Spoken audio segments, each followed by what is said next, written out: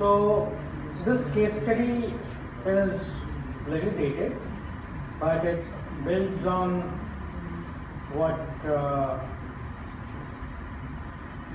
my earlier speaker said, as the quantifier. You've got to quantify, and you've got to quantify not only HR, but the impact of HR on business, and that's where the magic happens. And that's where this whole debate of whether one should get HR, HR should get a seat in the board or in transformation, etc., is not even a discussion. So this case study was based of Piramal Healthcare, when Piramal Healthcare was with Mr. Ajay. And we'll go through it and see how we started, what we did, and what were the outcomes. It was amongst the top 5 pharmaceutical companies in India in any case, leading company. The objective for the past 2 years was to move one notch higher. And you know how difficult it is, all of you have done this, to move one notch higher when you are among the top 5, because everyone is equally good, right? Number 1 cannot be confident of staying in number 1, and everyone is trying really hard to stay where they are, and very difficult to displace anyone. Now, unlike if you are 20th in the industry, in 1 year you can move to 16th, right? But if you are a startup, in 1 year from nowhere you can move to top 50 or top 20, etc., etc. That's the base effect. But being in top 5, the base effect advantage is gone. It's all about then what do you do. So with that kind of a situation, they were trying various things: business transformation, process improvement, doing something for the doctors, influencing the stockists, improving the supply chain, etc., etc. But it's always good to identify what are the 3 things that will impact the revenue or the bottom line or the valuation, whatever you pursue, and focus on those 3 things rather than try to do 10 things and assume that something is going to work. But with all the changes that were brought in, the rate of prescription was very marginally increasing, nothing drastic compared to other pharmaceutical companies in the peer group. New formulation target, which was achieved at 30%, not because the target, not because they were not doing enough work, but because they felt that the target was quite steep. So they were producing new formulations which were in line with the competition, but the exponentially higher target achievement on new formulations that they had set was seemingly difficult, but they were still trying to pursue.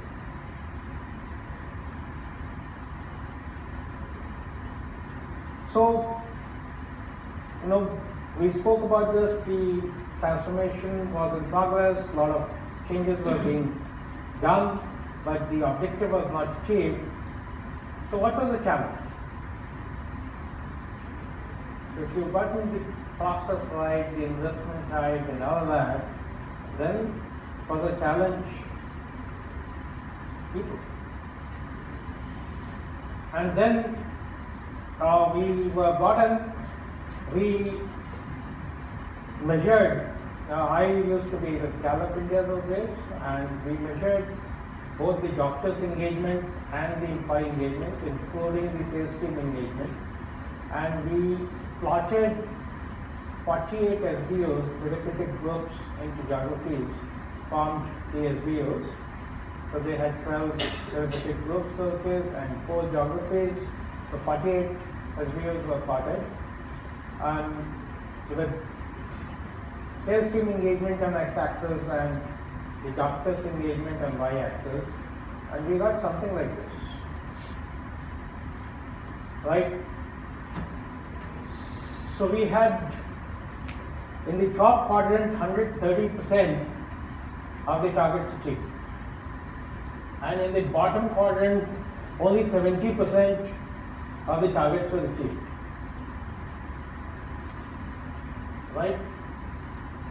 So if we were to move these SBOs to this quadrant, an 85% upside was possible. Where doctors' engagement was high and sales team was not that engaged, they were achieving 100% of the target, right? So they were achieving what they were given to, but perhaps the discretionary effort was missing, which could have taken them to 130%. Also, the risk that one was running was that these are the teams who are doing their best because they're compulsive performers most probably, and with time, if they continue to be disengaged, they could move out of the organization, which will then bring these down to the last part.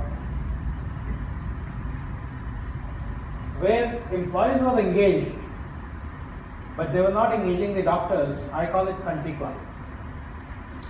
So employees are feeling happy about everything, they're enjoying life, but they're no different. Sorry, I think I did something wrong. That's one wrong button. But there wasn't much difference between the performance with the bottom quadrant because they were not doing the right things for the doctors. So then, the chairman said, you know what, how fast can you move these dots? I said it would take about 4 quarters to see the business impact. He says, you no longer need to show me business impact. Just show me how doctors' engagement, sales team engagement can move and how much time you need for that. I can't wait for 4 quarters, right?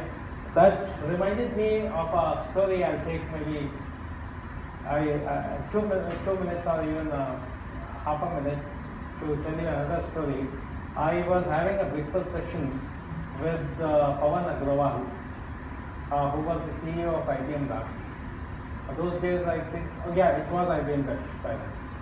So I was telling him what he needs to do over next 2 years to get his engagement and productivity right. And he heard me for 40 minutes and he said, Prashant, you know what? I believe our focus is short term and you can tell us something that we can do in the medium term, and in the long term all of us are dead. And as I was about to speak, he said, wait, I haven't finished. My definition of short term is 3 months.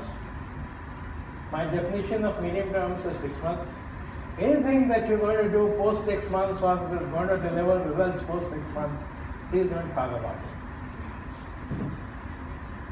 I also happened to meet Chidambaram with my global CEO of Gallup India, and they were those days doing some citizen engagement work, and he said in his pitch to Chidambaram that now I am committed to do this and my organization is committed to do this for 100 years, so you will have longitudinal data of citizen engagement for 100 years.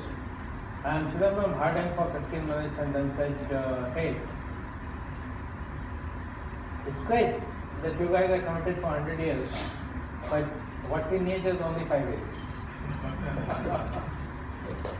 So recalling these two conversations, I was quick to say that, sir, we can do it in 2 quarters, 6 months.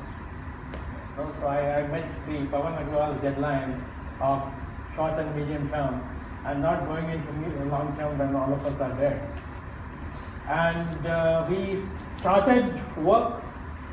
So let's go through what were the issues. Why were the formulation targets not met? Again, what we figured out is that the team responsible for the formulation targets had the lowest engagement in the whole organization. Now, if you look at the average engagement of the whole organization, you might still feel happy, but the devil lies in the details. So what were the key issues? So for doctors, the key issue was that they were not enjoying their conversation with the medical reps, because as some of you are from pharmaceutical industry and the others would have heard about it, most pharmaceutical industries get the medical reps to follow a process, and they just mug up a piece of literature, and where they are trained to even pause at particular points, and they just give that standard spiel which the doctors are not interested in. And doctors were getting the whole new formulation literature much later than the formulations were in the market, and the spiel was given to them, so they didn't clearly know what to do. They couldn't engage in a discussion to figure out what to do. Most of the conferences happened in Bombay. Conventional wisdom was that you get people to Bombay and people feel happy about it, but no longer. Bombay was no great stuff for doctors who could afford to go to London and US by then. And therefore that was no motivation, and therefore seats had to be filled, right? Seats had to be filled, and therefore it was not a question of who's interested and who's meaningful. It was a question of bodies, and the sales guys got some doctors in who didn't have much work to do, and therefore didn't have much contribution to the revenue of prescription. And that's where the whole effort was going waste. So we then spoke to sales team, and we figured out what was going wrong with the sales team, right? Inadequate support from marketing. Marketing was doing a fantastic job. A good friend of mine was heading marketing, and they were producing fantastic literature. They were highly motivating and all that, but they were a little far removed from the field. They were focused on their marketing product and brand, and unaware of what their customers, who were doctors, are looking for. Right? Simple problems most organizations go through. So when we were making this presentation, my young colleague said that, Prashant, isn't this very obvious? Aren't these simple things? I said, when you will run a business, you will realize that the most obvious things are most unobvious, and most leaders end up doing a lot of difficult things when they only need to do some simple things, right? Excessive reporting requirement. We know that and I'm also guilty of that, we collect a lot of information when we don't know what to do with that information. We collect information for the sake of information when there is no action taken on that information.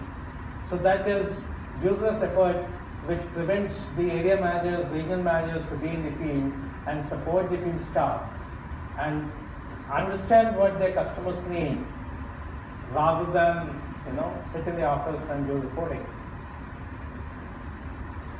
New formulation teams, again very simple things. Lack of information flow from doctors. They had no idea what doctors were struggling with, what combinations of molecules doctors needed. They were creating formulations based on their own hypothesis, and there was no cooperation between the R&D team, the marketing team, the sales team, and the production team. So the trial runs and all that were delayed because production guys were focused on production, rightly so, right? They were meeting the demands of today. New formulations was not their KRA, right? Might sound, a lot of you would have already addressed these problems, but might sound familiar to a few. Collaboration and cooperation. So I had done a research in 90s why American companies become very big.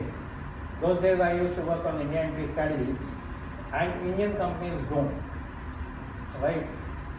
We figured out 5 things. The second of the 5 things was collaboration teamwork. We were great individual performers, great individual collaborators, but we couldn't collaborate, we couldn't work as a team. And that's where 1 and 1 only became 2, 1 and 1 couldn't become 11, which is where the US companies scored far higher than us. So same challenge that existed. Now, fine, we found those problems. The chairman said, hey, problem's fine, where's the solution? You know, we're there with solutions also. So we said, how do we get the new formulation team up to speed? So we got them, we said, no, it's not about only the sales guys attending the doctors' conferences, the new formulation teams and the marketing teams also have to attend the doctors' conferences. We also said that how do we solve this conundrum of teamwork? Robert Kaplan has said, what gets measured gets done. We said everyone, the production, the sales and marketing will have 20% KRA or 20% weightage on the KRA of new product development. Right? And that started doing the magic. We said we'll create a steering committee headed by the CEO, and CEO was a great guy who moved from one company to this company, and then this company got acquired, as all of you know, and went back to the parent company from where he had started. But he was a great guy, he understood the whole thing. He formed this steering committee, decided to head. Now this steering committee had the R&D head, the production head, the sales head, and the marketing head. And the focus was not on reviewing what has happened. The focus of this monthly meeting was on resolving the issues and enabling the R&D team to perform. We also had market visits not just for the R&D team, but for everything. And not just the head of the function, whether production or marketing, people down the line. So everyone had to go down to the market, accompany the sales guys to a few doctors, listen to what the doctors say, and listen to the challenge that the sales guy is facing in selling, so that everything gets aligned to the doctor's need rather than the functional expertise. And great job. What did we do with the sales team? We let them free. We had extensive education about the diseases, about the formulations, and how these formulations are used. There was no standard script. The sales head felt very challenged, but the CEO was quite convinced, and the chairman was quite convinced, and therefore we let them free. We said no standard speeds. It is a free-flowing discussion, and let him be knowledgeable.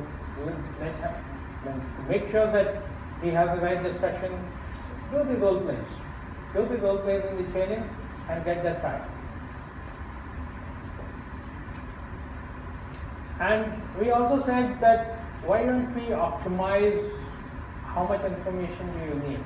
We said let's review what actions have been taken in last 12 months on all the information that has flown in, from the sales team, from the area managers, from the regional managers, and that's where we said we need to curtail the amount of information that has to be reported.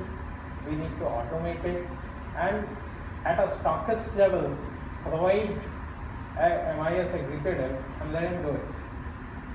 Free up these guys to be in the marketplace, and those MIS executives will cost much less than the hours that these guys spend and the amount of money that you pay them to do the MIS executive job. So that was one structural change that we brought about. With some of these changes, the sales team were far more engaged and far more responsive.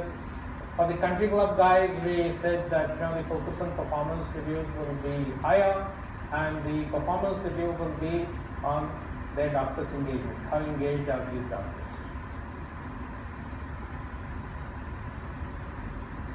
And then what did we do with the doctors? We said, no more Bombay-based doctors' conferences. Take the conferences to where it should be, where the doctors are located. Increase the frequency of conferences. The marketing literature has to be there with them 4 weeks before the launch of a new formulation. Intelligent conversations. Opinion leaders should be made by the marketing folks themselves, as well as the formulation or the R&D folks, and let them create a positive opinion about not only the firm but the formulations, etc. And with all this, then what were the outcomes? New formulation target 130%. So the target was about 80. Past 2 years they were doing 30 a year. It shot up to 120. Fourfold. Prescription growth 30%. Revenue growth 25%. Right? And there was no new plant equipment added, right? No new people hired except those MIS executives. So there was no fixed cost added. The profit growth was 35%, right? Because the entire gross margins went straight down to profit with no addition of fixed costs. What does it mean for a listed company? If your PE remains same, your EPS goes up by 35%. And if you're growing and you're changing your position, the position went up by 1 notch over what they were targeting, then your PE also changes. What it means is that the market value or the share price can go up by about 45%, right?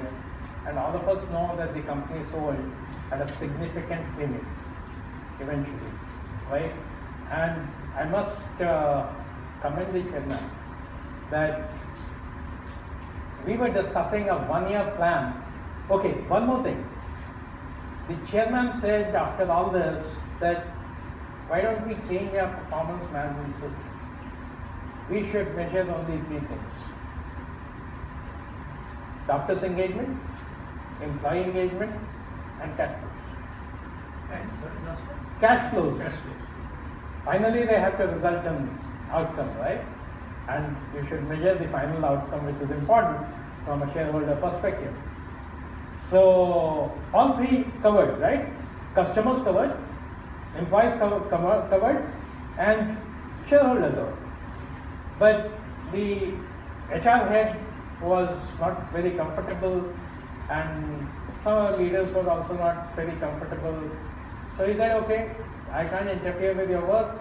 You go ahead and do whatever. I will measure all of you only on these 3. So your performance has changed from today, and you're going to be measured on these 3 things. You decide what you're going to measure your teams. And he said, my reviews will now start with doctors' engagement. We'll spend 15 minutes on doctors' engagement, 15 minutes in employee engagement, 15 minutes on cash flow, and 15 minutes on anything else that you want to discuss. So that was a complete transformation, as you see, right from the top down to the front line, and it had its results, and I think that's all I had to say and share. And post this question answer session. Thank you. Yes, sir. Prashant, thank you. Prashant, what is some of the most significant resistance you came across in implementing this program, and how did you deal with it? So, the biggest resistance was from the leaders themselves,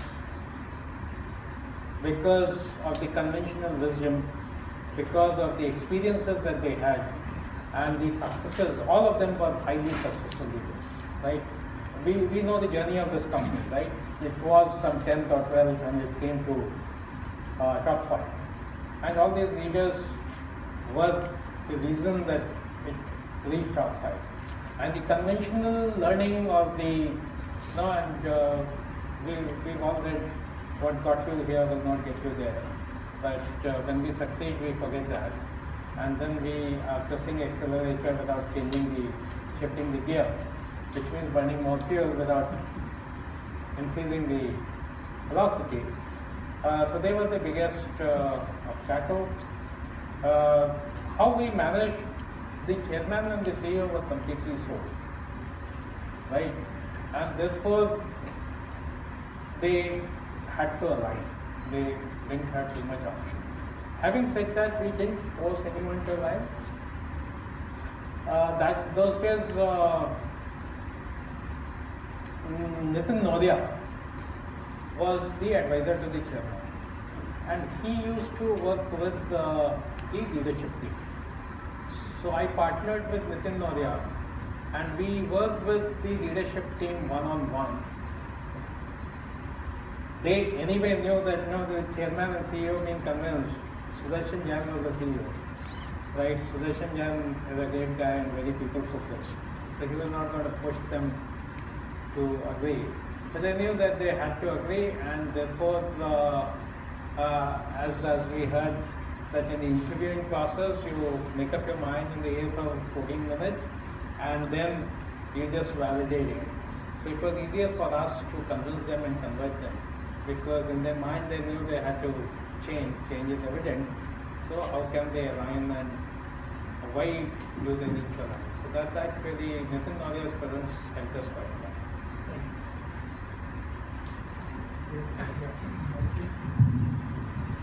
Prashant, a wonderful presentation, correct, which once again bring back us to the fundamental that it is the simple things that you do, the great business results comes. My question is actually two, so I will first ask this one. That what are the parameters for engagement you kept for the field force? So, if I were to do this exercise again today, I would have multiple parameters, but those days I couldn't change the parameters, and it was heresy of church if I change any parameters. Indians can't do research, it's only the prerogative of Americans. So we went with Q12 and C11. Q12 for the employee engagement and C11 for the customer engagement. Today, if you ask me what will I go with, so I have developed a model based on my research, which was not respected by the American companies that I worked for. We still believe manager has the largest impact, but we also believe that leadership has an impact. So we have a manager index, a leadership index, an HR index, and an employee index, and a well-being index. Employee index and well-being. Yeah, because the age-old organizational engagement, the manager leader, all of that was relevant to Gen X and is relevant to Gen Y, Gen Z. But well-being, which we